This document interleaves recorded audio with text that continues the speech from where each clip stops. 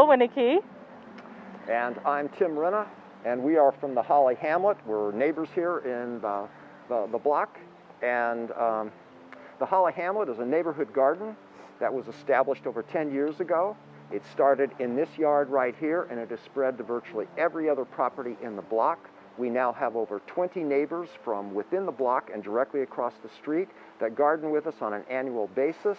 And we now have the equivalent of 80 yards of a football field, 80 yards of Memorial Stadium, that's 4/5 of an acre, that is now in garden in our block, in a block that has no vacant lots. These are lawns that have been converted to food growing and to pollination. Here in the Holly Hamlet in our block, we don't have a whole lot of real estate. We can't garden here for a while and wear out the soil and then move somewhere else. We have nowhere else to go. So we've got to take care of the plots that we've got. We've got to maintain soil health, and one of the ways that we do this is by incorporating cover cropping. We don't just grow food, we grow food for ourselves and food for our soil. Because if you want healthy crops, you've got to have healthy soil, and cover cropping is a way to make that happen. Now, most of us, including me for the first 25 years of my gardening life, put in nothing but a salsa garden. I put in my tomatoes and my peppers, and if I thought about it, maybe some cucumbers.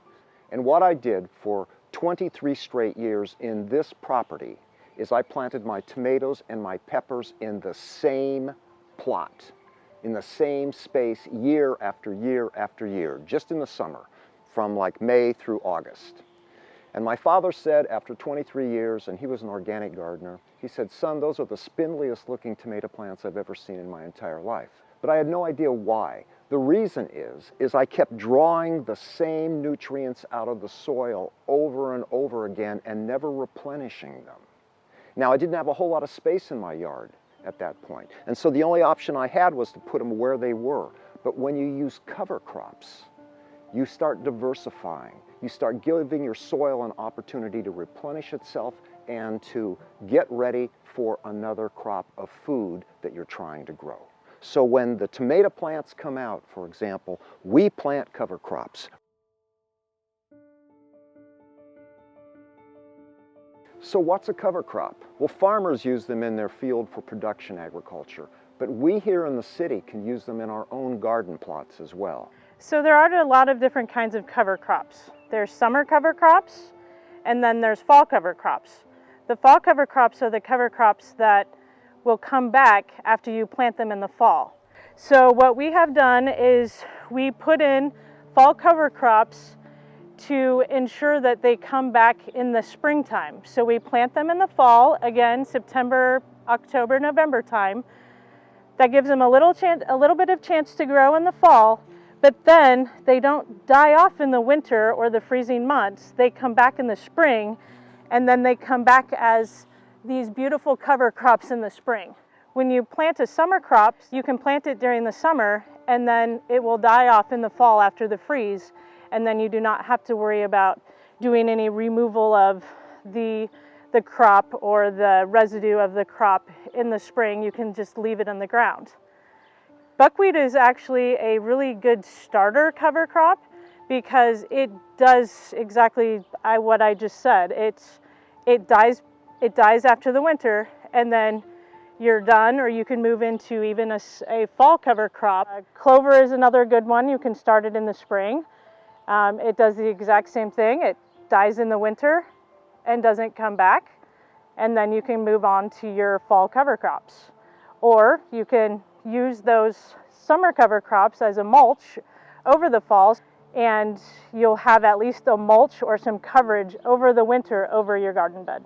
So the most important thing is that you just keep your soil covered all year long. Never let bare soil be out there, all right? Even if you can't grow anything in the winter, mulch it. Put something on top of that to keep that soil covered so that the wind and the rain and the snow don't blow it away somewhere or wash it away in somewhere. And then on the other hand, you've got something that the microbes can continue to eat off of. It might be dead debris, it might be dead organic matter, but it's something for them to eat, and it will protect them and give them the environment that they need to keep your soil alive during the winter time.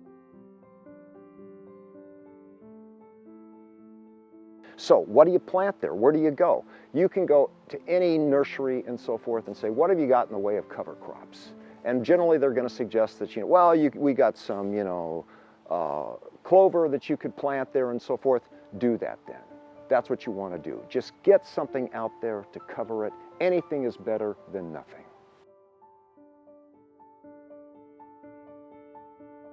We're going to go through what cover crops are and our cover crop cocktail.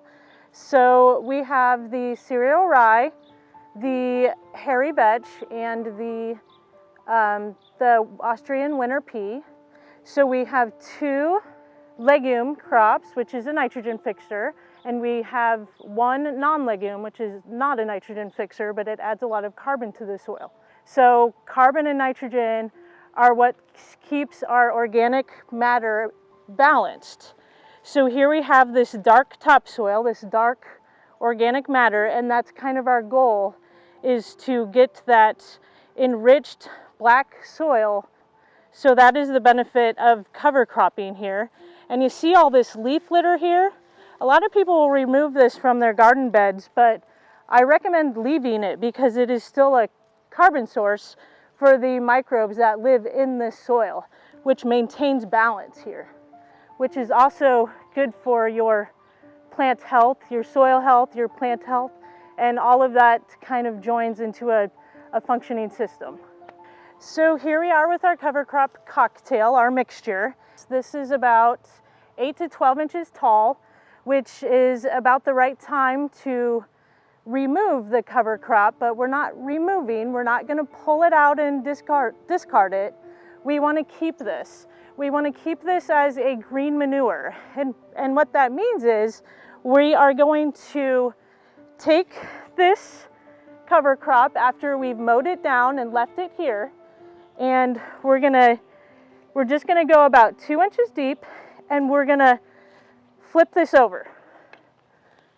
We're going to flip this over like so, and then that becomes our green manure. For what we're doing with our soil health is we're trying to keep everything in the soil. We're not removing anything, we're keeping the soil fertile.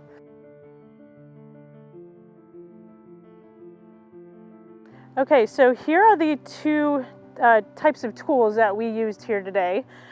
We have a weed whip and a square point shovel. We have come to find that they work quite well for what we've been doing and experimenting with.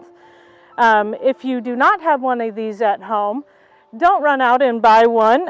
See what you have in the tool shed. If you have a spade or another type of shovel or another way of just gently mowing back your coverage, then by all means try to use that first. Okay, so we went through a lot today, but it's actually really simple to do.